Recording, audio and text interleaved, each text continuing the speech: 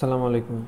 পর্যায়বৃত্ত গতি কুমিল্লা বোর্ড 2022 নাফিস পদার্থবিজ্ঞান পরীক্ষাগারে 550 গ্রাম ভরের একটি বস্তুকে একটি ঝুলন্ত তারের এক প্রান্তে বেঁধে দোল দিল। দেখে দোলকটি 5 সেকেন্ডে 3 বার স্পন্দিত হয়েছে। অর্থাৎ দোল দেওয়ার পর দোলকটা 5 সেকেন্ডে 3 বার স্পন্দিত হয়েছে। দোলনের কোনো এক সময় বস্তুটির সরণ 6 সেন্টিমিটার এবং দোলনের বিস্তার হয় 11 সেন্টিমিটার। উদ্দীপকের উল্লিখিত সরণকালে বস্তুটির বেগ নির্ণয় করো। সরণ হচ্ছে 6 সেন্টিমিটার, বিস্তার দেওয়া আছে 11 সেন্টিমিটার। তাহলে এই 6 সেন্টিমিটার সরণের সময় বস্তুটার বেগ কত সেটা আমাদের বের করতে হবে। গ নম্বর। তাহলে বেগ বের করার ইকুয়েশন কি? সরল সন্ধিত স্পন্দন গতির ক্ষেত্রে বেগ v is equal two omega √a square minus x square. তা একটা দোলক এরকম ভাবে দুলছে, একবার এই প্রান্তে যাচ্ছে আবার এই প্রান্তে যাচ্ছে। তাই এই দোলকের বিস্তার দেওয়া আছে, অর্থাৎ এই দূরত্ব দেওয়া আছে 11 সেন্টিমিটার। বলা হয়েছে যখন এইটা 6 সেন্টিমিটার দূরে আছে, অর্থাৎ ধরে নিলাম হচ্ছে এতটুকু 6 সেন্টিমিটার, 6 সেন্টিমিটার দূরে এই পয়েন্টে আছে, তখন তার বেগের মানটা নির্ণয় করতে হবে। তো এখানে আরেকটা জিনিস বলা আছে যে দোলকটি 5 সেকেন্ডে 3 বার স্পন্দিত হয়েছে। 5 সেকেন্ডে স্পন্দিত হয় 3 বার, তার মানে 3 বার স্পন্দিত হয়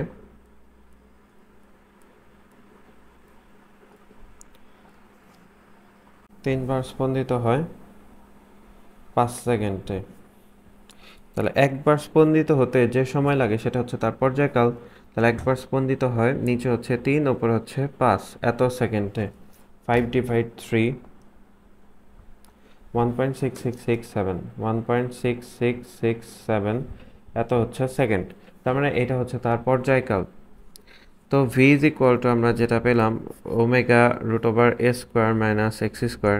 এখানে এর মান দেওয়া আছে হচ্ছে 11 সেন্টিমিটার, যেটাকে মিটারে নিলে 0.11 মিটার আসে। আর এক্সের মান দেওয়া আছে 6 সেন্টিমিটার, যেটাকে মিটারে নিলে 0.06 মিটার আসে।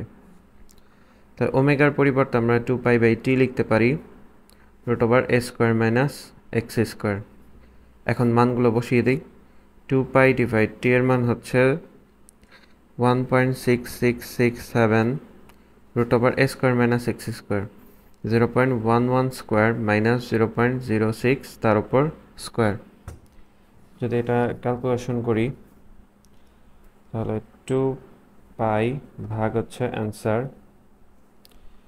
এর সাথে গুণ হবে bracket 0.11 square minus 0.06 square bracket plus 0.3475 এত মিটার পার সেকেন্ড। 756 আছে, তাই 76 লিখতে পারি। 0.3476 মিটার পার সেকেন্ড। এটা হচ্ছে বেগ, যে 6 সেন্টিমিটার ব্যবধানে যখন আছে তখন তার বেগ হয় 0.3476 মিটার পার সেকেন্ড। গ নম্বর গেল।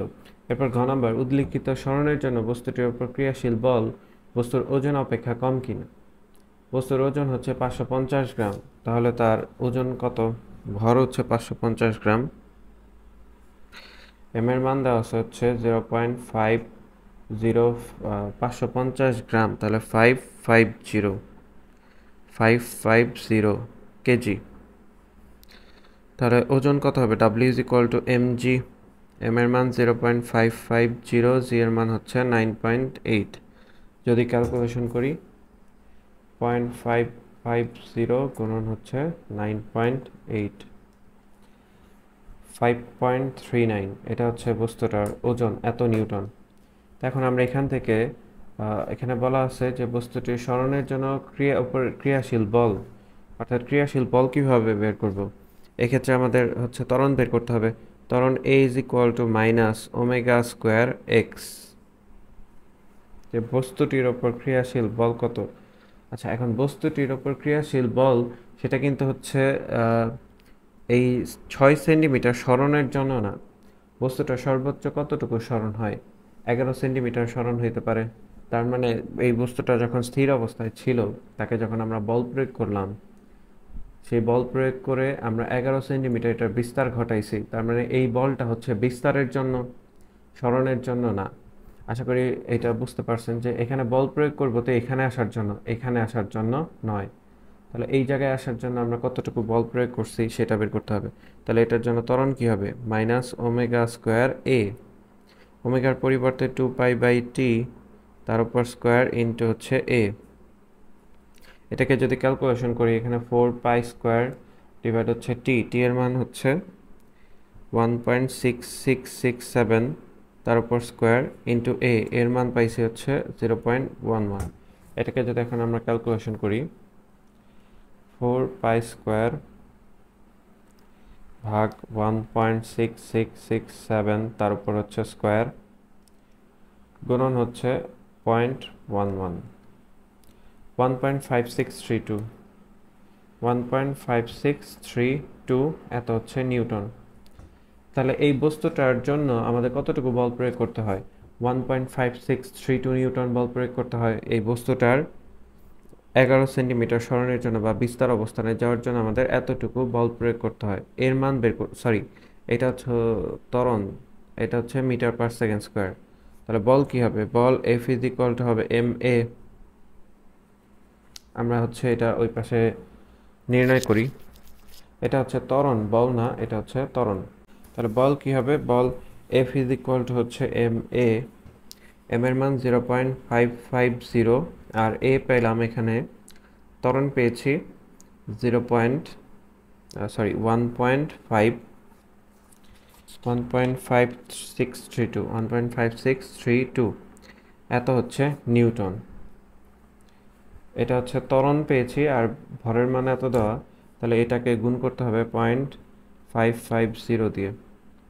অ্যান্সার গুণন 0.50, 0.8598, 0.8598 এত নিউটন। অর্থাৎ বস্তুটার ওজন অপেক্ষা প্রয়োগকৃত বলের মান অবশ্যই কম। এখানে প্রয়োগকৃত বল হচ্ছে 0.8598 নিউটন আর বস্তুটার ওজন পেয়েছি আমরা, এপাশে যদি দেখি বস্তুটির ওজন পেয়েছি আমরা 5.39 নিউটন। কিন্তু তার যে বল এখানে বস্তুটার উপর প্রযুক্ত বল সেটা হচ্ছে আমাদের বের হয়েছে 0.8598 নিউটন। তাহলে কোনটার মান কম, প্রযুক্ত বলের মান কম, দুইটা সমান হবে না। আশা করি ম্যাথটা সবাই বুঝতে পেরেছেন। ভালো লাগলে অবশ্যই লাইক শেয়ার সাবস্ক্রাইব করবেন আর সমস্যা থাকলে অবশ্যই কমেন্ট করে জানাবেন। আল্লাহ হাফেজ।